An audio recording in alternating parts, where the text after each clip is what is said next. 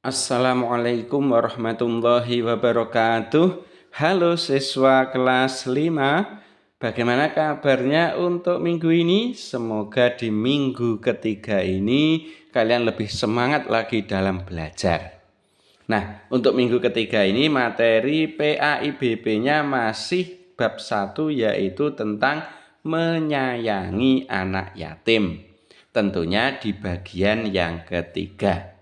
Untuk bagian yang ketiga ini kita akan membahas tentang sejuta asa untuk anak yatim. Kalau yang minggu-minggu kemarin itu masih secara umum ya, ayat Al-Quran surat Al-Ma'un yang di dalamnya ada tidak boleh menghardik anak yatim, ya kan? Nah, untuk kali ini lebih fokus kepada anak yatim. Nah, bagaimana materinya? Langsung saja kita awali dengan mengulang kembali dulu. Yang diulang apa? Yang diulang adalah surat Al-Ma'un beserta artinya, ya kan? Yuk sekarang kita baca bersama-sama. A'udzu billahi minasyaitonir rajim. Bismillahirrahmanirrahim. Ayat yang pertama, Ara'aital ladzi yukadzibu biddin. Artinya adalah, tahukah kamu orang yang mendustakan agama? Ayat yang kedua, fadzalikal ladzi yad'ul yatim. Artinya adalah, maka itulah orang yang menghardik anak yatim. Ayat yang ketiga, wala yahuddu ala ta'amil miskin. Artinya, dan tidak mendorong memberi makan orang miskin. Ayat yang keempat bunyinya, fawailul lil musallin. Artinya adalah, maka celakalah orang yang sholat. Ayat berikutnya, alladzina hum an sholatihim sahun, yaitu orang-orang yang lalai terhadap sholatnya. Ayat berikutnya, alladzina hum yuraun, yang berbuat riya. Ayat yang terakhir, wa yamna'unal ma'un, dan enggan memberi bantuan atau dan enggan memberi pertolongan dengan barang yang berguna. Nah, ini sudah kalian pelajari di bagian 1 dan 2 kemarin. Nah, di bagian 3 ini kita fokus kepada ayat yang kedua, yaitu tentang larangan menghardik anak yatim. Nah, di sini ada kisah penyejuk hati, yaitu terkait dengan kisahnya anak yatim. Bagaimana kisahnya? Nah, ini dia kisahnya. Kisahnya itu di paragraf yang pertama, itu adalah saat Idul Fitri, banyak atau semua penduduk Madinah itu bergembira, termasuk anak-anak juga bersukaria. Mereka mengenakan pakaian yang baru, menikmati makanan yang lezat, dan menerima aneka hadiah dari orang tuanya.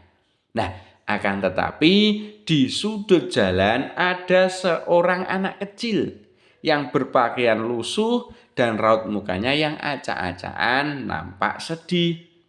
Akhirnya Rasulullah itu menghampiri anak tersebut dan bertanya, "Anak, mengapa kamu menangis? Bukankah ini hari raya?" Itu tanyanya Rasulullah. Maka dengan menahan tangis, anak tersebut menjawab, "Ya betul, ini hari raya. Tapi aku ingat ayahku yang telah tiada. Dia meninggal saat berjuang bersama Rasulullah. Sekarang aku yatim. Tentu aku sangat bersedih." Itu adalah jawaban dari anak tersebut. Jadi anak tersebut ternyata anak yatim ditinggal mati oleh ayahnya. Lalu Rasulullah menjawab lagi, hapuslah air matamu nak, apakah kamu mau aku menjadi ayahmu, Fatimah menjadi kakakmu, dan Aisyah menjadi ibumu? Ini tanyanya Rasulullah.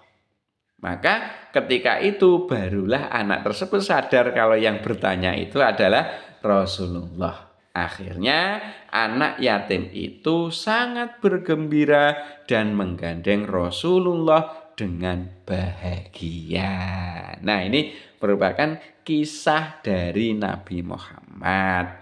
Nah, teladan dari kisah tersebut adalah yang pertama adalah Nabi Muhammad itu selalu menyayangi anak yatim. Terbukti dari kisah tadi, ya, anak yatim yang ditinggal mati oleh ayahnya karena meninggal berperang, ya, berperang membela agama Allah, akhirnya oleh Rasulullah diangkat menjadi anak angkatnya Rasulullah. Kemudian sebagai umatnya atau sebagai umat Nabi Muhammad, kita juga harus menyayangi anak yatim sama seperti Rasulullah. Itu karena kita sebagai umatnya Rasulullah. Dan kita itu tidak boleh menyakiti hati anak yatim. Ini berdasarkan surat Al-Ma'un tadi, ayat yang kedua. Ya, kita dilarang menghardik anak yatim. Salah satu keterangan menghardik itu adalah menyakiti. Berarti kita juga tidak boleh menyakiti hati anak yatim. Mengapa kita harus menyayangi anak yatim? Ternyata menyayangi anak yatim itu diperintahkan oleh Rasulullah, dianjurkan oleh Rasulullah. Hal itu diantaranya terdapat dalam sebuah hadis. Yang pertama bunyinya adalah An Sahli bin Sa'din radhiyallahu qala Rasulullah sallallahu alaihi wasallam ana wa kafilul yatimi fil jannati hakadha wa asyara bisababati wal wusta wa farroja bainahuma. Artinya adalah dari Sahal bin Sa'ad radhiyallahu anhu berkata, Rasulullah bersabda, aku dan orang-orang yang memelihara anak yatim di surga itu seperti ini. Nah, seperti ini itu beliau menunjukkan jari telunjuk dan jari tengah serta merenggangkan antara keduanya. Nah, kalian bisa membayangkan ya, jari telunjuk dan jari tengah.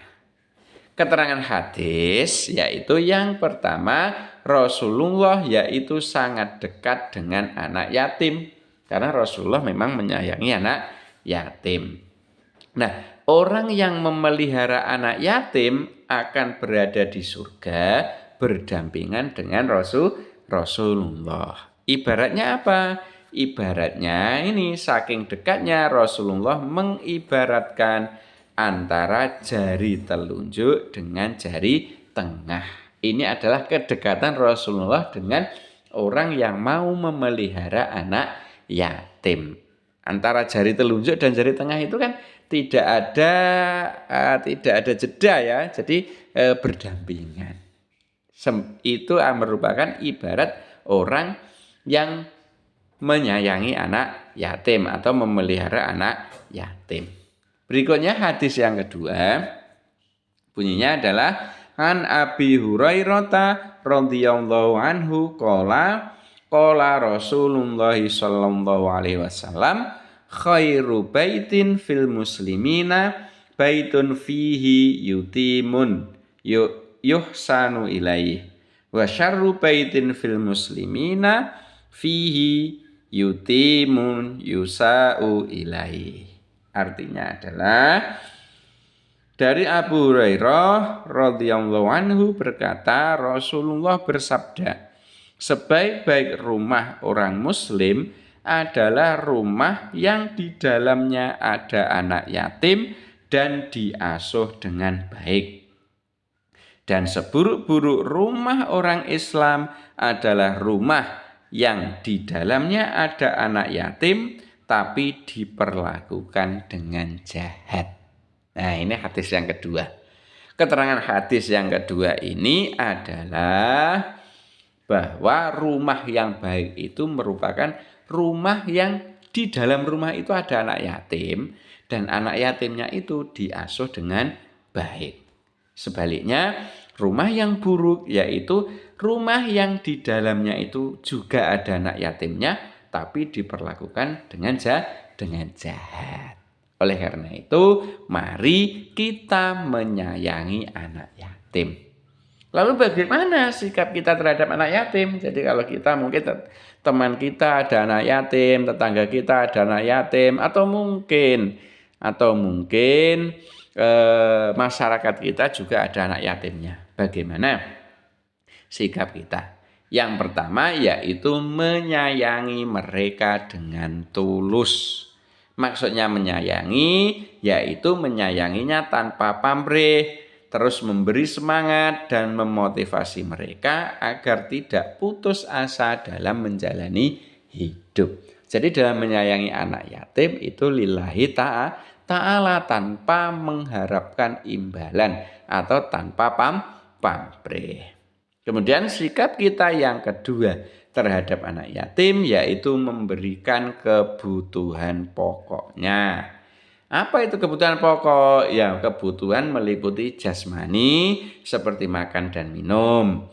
Atau kebutuhan rohani seperti belajar, mengaji, beribadah.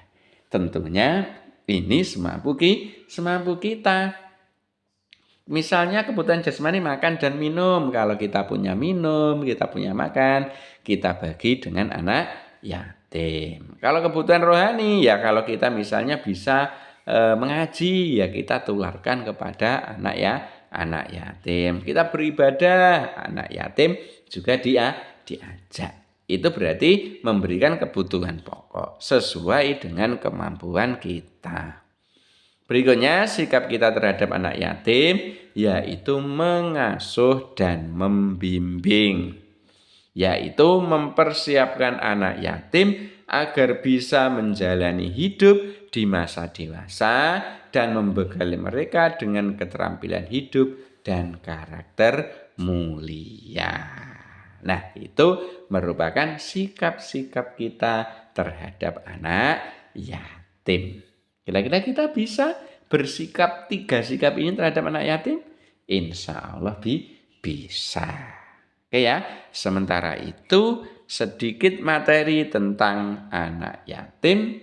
Semoga bermanfaat. Saya akhiri. Assalamualaikum warahmatullahi wabarakatuh.